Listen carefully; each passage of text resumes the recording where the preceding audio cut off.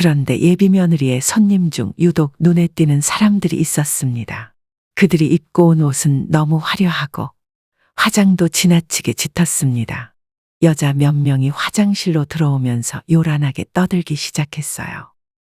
서영이 드레스 입은 거 벌써 몇 번째야? 이번이 세 번째인가? 이번이 세 번째지. 전에 입어봤다고 더 자연스러워졌더라. 진짜 웃겨. 그러게 말이야. 남들은 한 번도 못 해본 걸. 서영이 그 기집애는 세 번이나 하는 거잖아? 남의 결혼식장에서 왜 저런 소리를 하고 있는지 이해할 수 없었어요. 하지만 대화에 나온 그 서영이라는 여자는 참 대단해 보였습니다. 그런 여자를 며느리로 들이는 집이 불쌍하다는 생각을 잠시 했죠. 그때 제 눈에 아무렇게나 벌어진 채 놓여있는 며느리의 가방이 보였습니다. 안녕하세요, 부엌사연 구독자 여러분. 저는 땅끝에 자리한 해남에서 살고 있는 72살의 정보순입니다. 70년 인생을 바닷가 근처에서 살아왔어요. 지난 제 삶은 마치 바다처럼 시시각각 변하고 예측할 수 없는 일들의 연속이었습니다. 좋은 날들도 많았고 힘든 날들도 많았어요. 그래도 매 순간 최선을 다하며 열심히 살아왔다고 자부했는데 하늘은 왜 이렇게도 잔인한지 다 늙은 저에게 또 한 번의 시련을 주더군요. 저에게 남은 유일한 가족, 작은아들의 결혼 이야기입니다. 그리고 불행하게도 그 결혼은 이루어지지 않았죠. 저는 결혼식 날 예비 며느리가 입고 있던 다홍빛의 고운 한복 자락을 잔인하게 찢어버렸습니다. 한복이 찢어질 때 제 마음도 같이 찢어지는 것 같았어요. 그리고 저는 그 자리에 주저앉아 정신까지 잃고 말았습니다. 제가 평소 괄괄한 성격이라 오해하지 않으시길 바라요. 사실 저는 내성적이고 조용한 성격입니다. 그럼에도 불구하고 제가 어떻게 그런 행동을 하였는지, 모두에게 축복받아야 할 결혼식 날 어쩌다 그런 사단이 나게 되었는지 지금부터 차근차근 이야기해 보려고 해요. 먼저 제 가족에 대한 이야기부터 시작해 보겠습니다. 저와 남편은 바닷가에 위치한 어촌 마을에서 살림을 꾸리고 살았어요. 저희 부부는 김 양식장에서 일을 했습니다. 남편은 가끔 배를 타고 바다로 나가 낚시를 해오기도 했고요. 그리고 저희에게는 두 아들이 있었습니다. 큰아들은 영민이었고 작은아들은 영길이었어요. 부족한 살림에도 자식들을 남부럽지 않게 키워보겠다고 참 열심히도 살았습니다. 큰아들과 작은아들은 8살 터울로 나이 차이가 있는 편이었어요. 작은아들은 어렸을 때부터 큰형을 무척 잘 따랐습니다. 두 아들이 모두 성인이 될 때까지 저희 집은 큰 걱정 없이 평범하게 살았어요. 큰아들은 30을 앞두고 결혼까지 약속한 여자친구가 있었습니다. 큰아들과 함께 예비 며느리가 인사를 왔을 때 남편과 저는 이제 됐다고 생각했어요. 두 아이 모두 잘 자랐고 그동안 큰 사고도 없었으니 앞으로 쭉 이렇게 평온하게 살 거라고 생각했습니다. 그러나 불행은 너무 갑작스레 찾아왔어요. 큰아들이 남편과 함께 바다 낚시를 나갔다가 그만 변을 당하고 만 것입니다. 그날은 파도가 무척 높았고 아들은 구명조끼를 입고 있었지만 소용없었어요. 자식을 먼저 앞세우는 부모의 고통을 어떻게 말로 다 표현할 수 있을까요? 저와 남편의 세상은 큰아들이 세상을 등진 날 무너져 내리고 말았습니다. 예비 며느리 역시 충격이 컸죠. 결혼을 약속한 사람이 하루아침에 명을 달리했으니 그 속이 어땠을지 누가 짐작이나 할 수 있을까요? 아들의 장례식장에서 차마 고개를 들지 못하는 그 아이에게 저는 어떤 말도 해줄 수 없었습니다. 제가 무슨 말을 할 수 있었겠어요? 미안하단 말을 했어야 할까요? 아니면 아직 결혼 전이라 다행이라는 말을 했어야 할까요? 저는 그저 가만히 손을 잡으며 이야기했습니다. 지난 일은 다 잊고 앞으로 잘 살아라. 어머니, 죄송해요. 그 아이는 저에게 연신 죄송하다고 하며 결국 눈물을 터뜨렸습니다. 도대체 저에게 죄송할 일이 뭐가 있겠어요? 예비 며느리는 고개를 끄덕이면서도 한동안 제 손을 놓지 않았습니다. 제가 붙잡고 있었던 것인지 그 아이가 놓지 않았던 것인지 구분이 가지 않았죠. 지금 생각해도 그 장면이 머리에서 떠나지 않습니다. 장례식이 끝난 후에도 큰아들을 많이 아꼈던 남편은 좀처럼 슬픔에서 빠져나오질 못했어요. 자신이 함께 있었기에 죄책감이 더욱 컸습니다. 남편은 큰아들이 세상을 떠난 뒤 더 이상 현실을 견디지 못했어요. 원래도 과묵한 사람이었지만 그때부터는 아예 말문을 닫아버렸지요. 하루 종일 멍하게 허공만 바라보더니 어느 날 저에게 이야기했습니다. 영민 엄마, 미안하네. 아직도 그 소리예요? 어쩔 수 없는 사고였어요. 그만 잊어요. 더 이상은 여기 못 살겠어. 매일 영민이 얼굴만 생각나는데 어떻게 해야 할지. 일도 손에 안 잡히고. 영민 아버지, 그래도 아직 영길이가 있잖아요. 이제는 힘을 내셔야지요. 아무래도 내가 여기 있으면 오히려 당신이랑 영길이에게 피해만 줄 것 같네. 그 말을 마지막으로 남편은 다음날 조용히 짐을 챙겨 섬으로 떠나고 말았습니다. 아무런 말도 없이 그저 사라져버린 거예요. 나중에 알게 된 건 남편이 작은 배 하나를 구해서 외딴 섬에서 혼자 지낸다는 소식뿐이었어요. 이혼을 한 것도 아니었고 연락 한 통 주는 것도 아니었습니다. 어떻게 살고 있는지, 무엇을 하고 있는지 너무나 답답하고 참담한 심정이었지만 남편은 끝내 돌아오지 않았습니다. 지금은 그 사람이 살아있는지조차 알 수 없었죠. 남편이 떠난 뒤 저에게 남은 건 작은 아들 하나뿐이었습니다.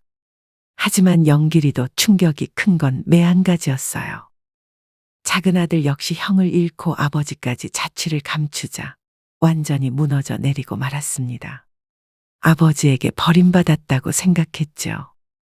그때 작은 아들의 나이는 21살 대학생이었는데 이런 일들을 감당하기엔 너무 벅찬 나이였습니다.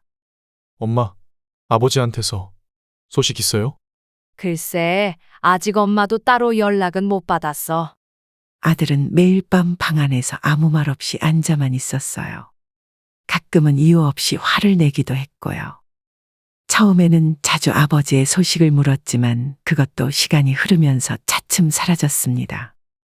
나중에는 아버지라는 존재조차 언급하지 않았습니다. 그렇게 큰아들의 죽음으로 인해 저희 가족은 순식간에 무너져 내렸죠. 작은 아들은 그 후로 방황을 하기 시작했어요.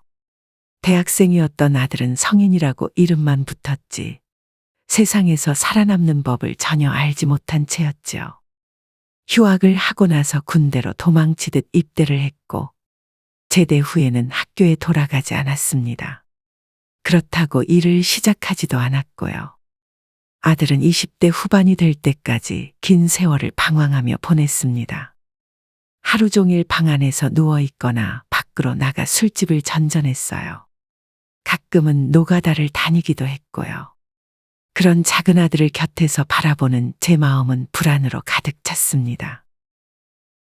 영길이는 제게 남은 마지막 가족이었어요. 이 아이마저 잘못된다면 정말 견딜 수 없을 것 같았습니다.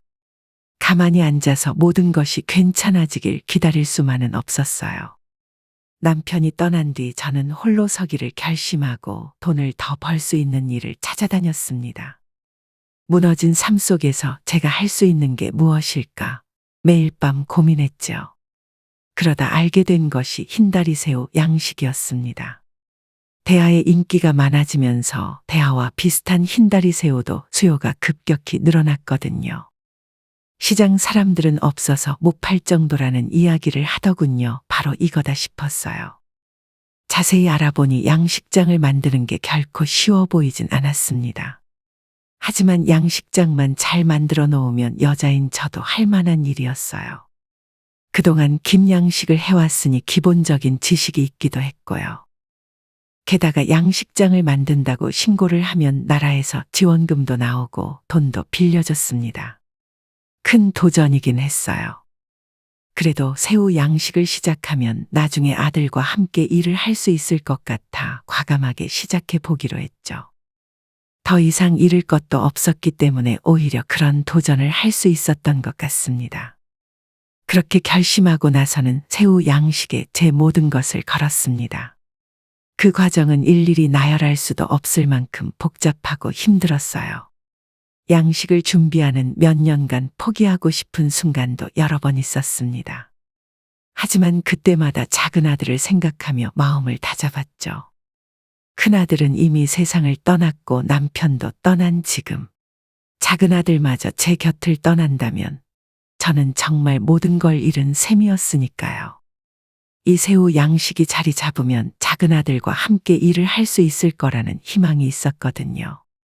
매일 새벽같이 일어나 양식장에서 새우를 살폈습니다. 새우가 자라는 수온을 매 시간마다 확인해야 했고 수질 관리도 철저히 해야 했어요.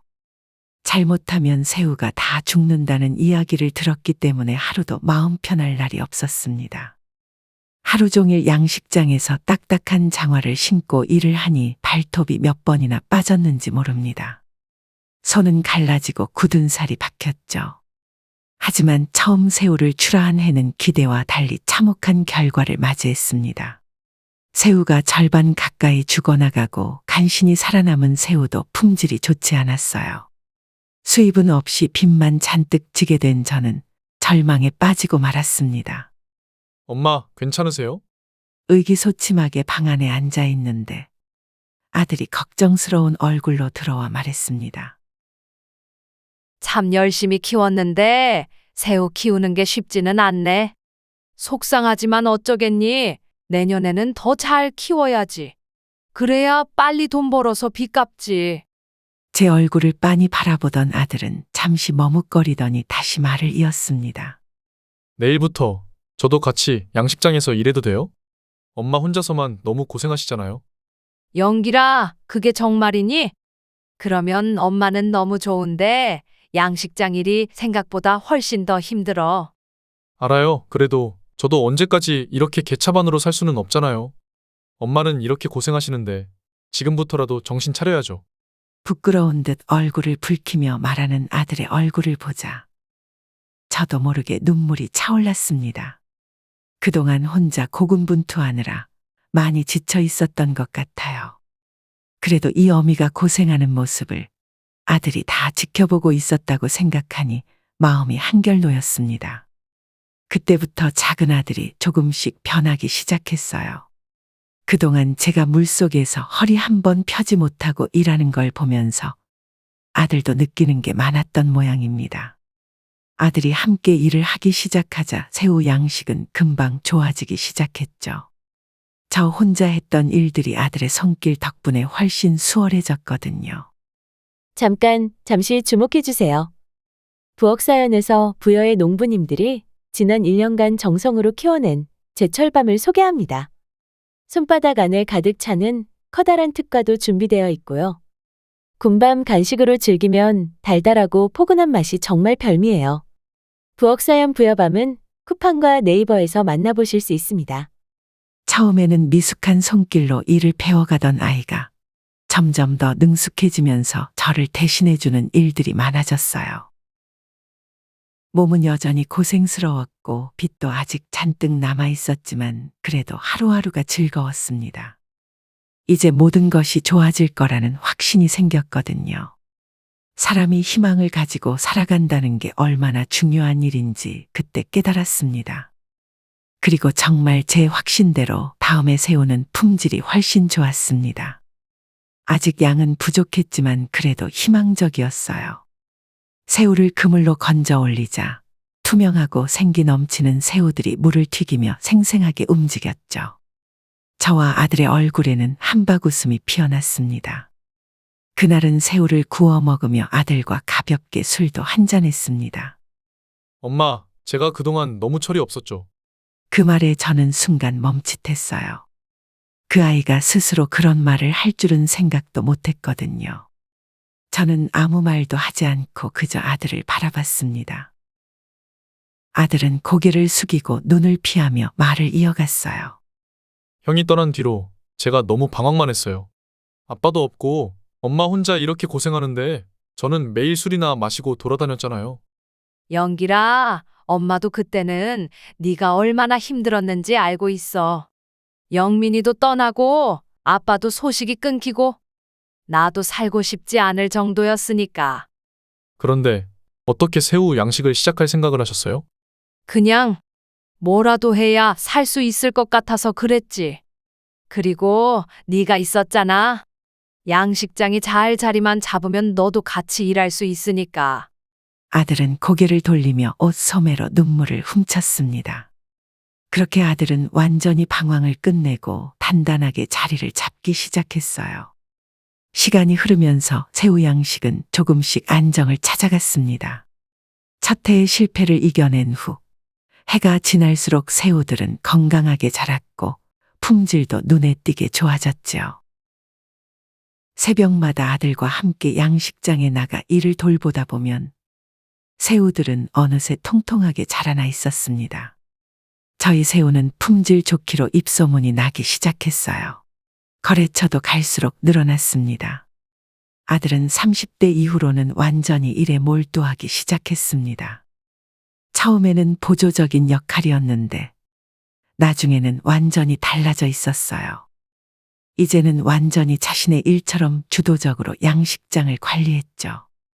아들의 눈빛은 어느새 달라져 있었습니다. 시간이 지날수록 그 성과는 크게 나타났어요. 새우를 판매하는 수익이 늘어났고 아들은 제대로 돈을 벌기 시작했습니다. 돈을 벌면 벌수록 그 아이의 얼굴에는 웃음이 자주 번졌습니다. 엄마, 내년에는 양식장을 더 늘려야겠어요. 사람들이 더 사가고 싶다고 난린데 더 내줄 새우도 없다니까요. 그 후로 10년간 새우 양식을 하다 보니 저희 재산도 눈에 띄게 불어났습니다. 처음엔 빚더미에 앉아 망할 걱정만 하던 날이 있었는데 이제는 그때가 언제였나 싶을 정도였어요. 저희 집은 점점 더 크고 깔끔해졌고 아들은 목포 시내에 건물도 한 채 마련했습니다. 아들은 동네에서 소문난 알부자가 되어갔어요. 그 무렵 저는 새우 양식장에서 손을 떼었죠. 이제 살만해지니 저에게는 또 다른 고민이 스멀스멀 올라오기 시작했습니다. 바로 아들의 결혼 문제였죠. 지난 10년간 일만 하던 아들은 어느새 40이 되어 있었습니다. 많은 사람들은 고된 일을 마치고 돌아오면 피로를 풀기 위해 술집으로 향하죠. 하지만 아들은 일을 본격적으로 시작한 후로는 그토록 좋아하던 술도 끊었습니다. 그렇지 않아도 양식장 일하느라 여자 만날 시간도 없는데 집안에 콕 틀어박혀 돌아다니지도 않으니 참 애가 탔어요. 이제는 좋은 짝을 만나 아이 하나 낳는 것만 보고 눈을 감으면 소원이 없을 것 같았습니다. 아무리 선자리를 알아봐도 나이가 있어서 그런지 자리가 쉽게 나지 않았어요. 워낙 여자 자체가 없는 시골이기도 했고요. 아들도 여자에는 관심이 없는지 그저 일하는 데만 몰두하고 선자리도 몇 번 만나보고 말았습니다. 평양 감사도 자기가 싫다면 안 하는 법인데 결혼 생각도 없고 여자엔 관심도 없어 보이니 저도 반쯤 포기했죠. 그러던 어느 날 아들이 늦은 시간까지 집으로 돌아오지 않아 전화를 해보았습니다. 일꾼들과 술 한잔하고 들어온다더군요. 밤늦게 집에 온 아들은 기분 좋게 취해 있었습니다. 연신 웃음을 터뜨리며 평소에 잘 부리지 않던 애교까지 부리니 무슨 좋은 일이 있었나 싶어 저도 기분이 좋았어요. 근래에는 술을 거의 마시지 않았던 애가 웬일인가 싶었지만 이제야 사람들과 좀 어울리려나 보다 했습니다.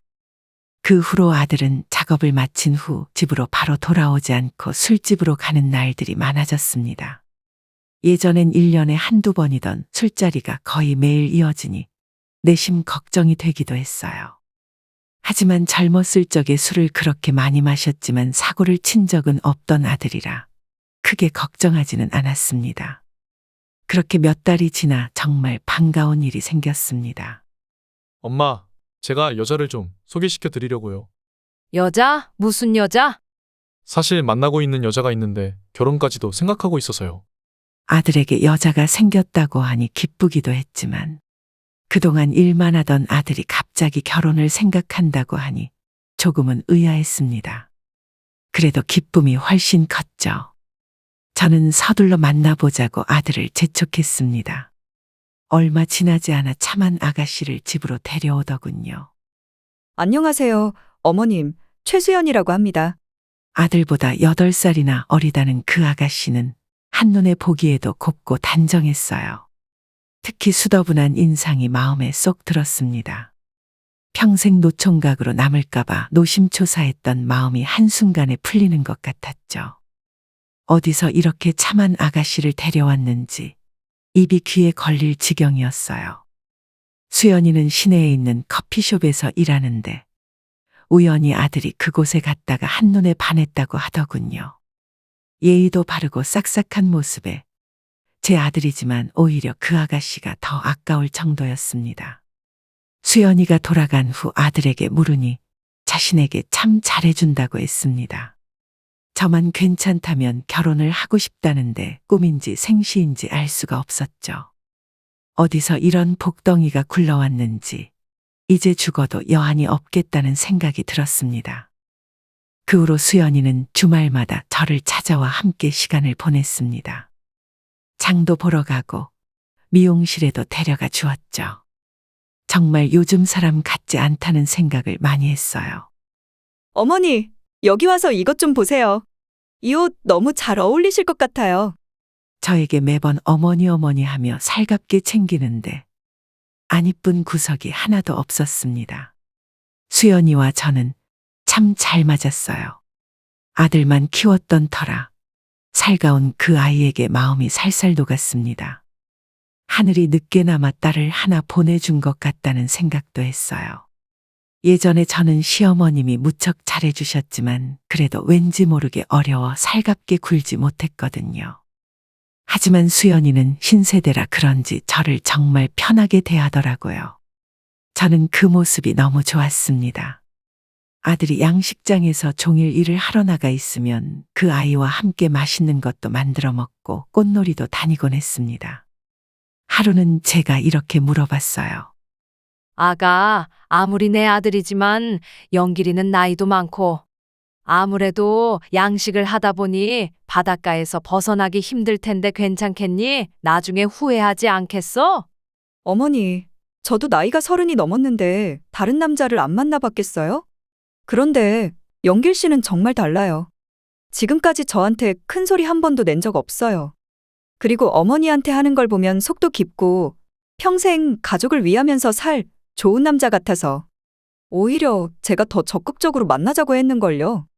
저에게는 그이가 복이에요. 어찌나 말도 예쁘게 하는지 몰라요. 저는 예전에 제 손을 잡고 눈물을 흘리던 큰아들의 예비 며느리도 잠깐 떠올렸습니다. 그 아이도 가족이 되었다면 이렇게 착한 며느리가 되었을 거예요. 저는 고마운 마음에 수연이의 손을 꼭 잡았습니다. 고맙다. 너희가 앞으로 잘 살 수 있도록 내가 뭐든지 도우마. 이렇게 마음씨 고운 아가씨가 아들 곁에 있으니 정말 죽어도 여한이 없겠다는 생각이 들었습니다. 더 이상 시간을 끌 이유가 없을 것 같아 날짜를 잡고 상견례 자리를 가졌습니다. 두 사돈 모두 인상도 좋으시고 예의도 밝으셨어요. 그래서 며느리 될 아이가 정말 가정교육을 잘 받았구나 생각했죠. 요즘 시대에 어촌으로 시집 오겠다는 여자가 얼마나 되겠어요. 다들 도시로 나가 살려고 하잖아요. 그런데 이 아이는 기꺼이 저희와 함께 삶을 꾸리고 싶다고 말하는데 정말 하늘이 내려준 복덩이가 따로 없었죠. 예비 며느리는 빨리 결혼을 하고 싶다며 서두르더군요. 저희는 일사천리로 결혼 날짜를 잡고 준비를 시작했습니다. 올해 새우를 모두 출하하고 나면 식을 올리기로 하고 아파트를 먼저 얻기로 했어요. 아들과 예비 며느리는 저와 함께 살겠다며 고집을 부렸지만 저는 거절했습니다. 꽉 찬 나이에 겨우 장가를 가는 아들이라 아무것도 부담 주기 싫었어요. 그동안 열심히 살아온 덕에 경제적으로 부족함은 없었습니다. 너무 시골인 해남에서 적당한 집을 찾기 어려워 가까운 목포에 신혼집을 구했습니다. 시내 한가운데 있는 제일 좋은 신축 아파트였어요. 며느리에게 차도 사주고 살림도 제일 좋은 것으로 준비했죠. 수연이는 말 그대로 몸만 오면 되었습니다.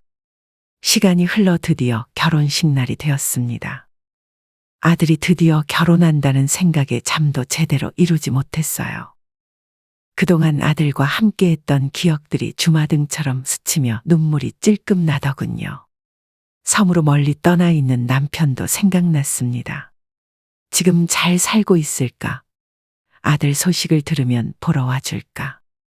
그럴 일은 없다는 걸 알면서도 괜히 싱숭생숭한 마음에 밤새 잠자리에서 뒤척였죠. 다음 날 새벽부터 바쁜 일정이 시작되었습니다. 아들과 며느리는 곱게 단장을 마치고 나왔어요. 제 눈에 두 사람은 너무나도 잘 어울리는 선남선녀였습니다. 결혼식장 역시 축복으로 가득 차 있었어요. 가깝고 먼 친척들이 찾아와 그동안 고생 많았다며 한마디씩 보태주었습니다. 그런데 예비 며느리의 손님 중 유독 눈에 띄는 사람들이 있었습니다. 처음엔 저희 식장의 하객이 아닌 줄 알았어요. 다른 하객들과 너무나 달라 보였거든요. 그들이 입고 온 옷은 너무 화려하고 화장도 지나치게 짙었습니다. 그 친구들이 모여 예비 며느리의 신부 대기실로 들어갈 때 조금 의아한 기분이 들었죠. 어떻게 저런 사람들이 우리 며느리와 친구일까? 순간 그런 생각이 스쳐갔지만 곧바로 마음을 다잡았어요. 모든 사람이 각기 다르니 굳이 그렇게 생각할 필요는 없다고요. 제가 구식이라 요즘 사람들 옷차림이 마음에 들지 않았을 뿐이라고 여겼죠. 그래도 우리 며느리만한 사람이 없구나. 내가 정말 며느리를 기가 막히게 얻었구나. 그런 가벼운 생각을 하며 손님들을 맞았습니다. 결혼식은 정말 정신없이 진행되었습니다. 신랑 신부 입장을 하고 촛불을 켜고 주례 선생님의 말씀을 듣고 마지막으로 사진을 찍은 후 본식이 마무리되었어요. 하객들은 식사를 하기 위해 모두 뷔페 식당으로 향했고 아들과 며느리는 패백을 위해 한복으로 갈아입을 준비를 했습니다. 저는 그 사이에 소변이 마려워 화장실로 향했어요. 한복이 어찌나 불편한지 겨우겨우 볼일을 마쳤습니다. 그리고 다시 옷을 추스르려는데 여자 몇 명이 화장실로 들어오면서 요란하게 떠들기 시작했어요. 서영이 드레스 입은 거 벌써 몇 번째야? 이번이 세 번째인가? 이번이 세 번째지. 전에 입어봤다고 더 자연스러워졌더라. 진짜 웃겨. 그러게 말이야. 남들은 한 번도 못 해본 걸. 서영이 그 기집애는 세 번이나 하는 거잖아? 진짜 대단해. 얘, 말도 마. 서영이 두 번째 남편은 첫 번째 남편이랑 살고 있을 때 불륜으로 만난 거잖아. 전 남편이랑 이혼했다더니 저번에 같이 여행 간 사진도 올리고 그러던데. 이혼한 거 맞는 거야? 이혼했겠지. 작년에 남편 빚 갚는다고 여기저기 돈 빌리러 다니더니 이번엔 몇 년이나 가려나. 이번 남편은 집에 돈이 많다면서? 여기 시골 바닥에서는 소문난 알부자래. 땡 잡았네. 역시 남자도 만나본 애가 잘 만난다니까. 옷을 정리하고 나가니 그 여자들이 보였습니다. 거울을 보며 화장을 고치고 있었죠.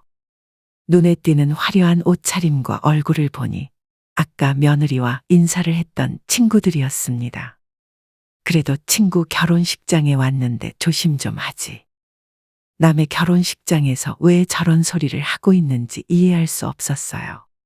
하지만 대화에 나온 그 서영이라는 여자는 참 대단해 보였습니다. 그런 여자를 며느리로 들이는 집이 불쌍하다는 생각을 잠시 했죠.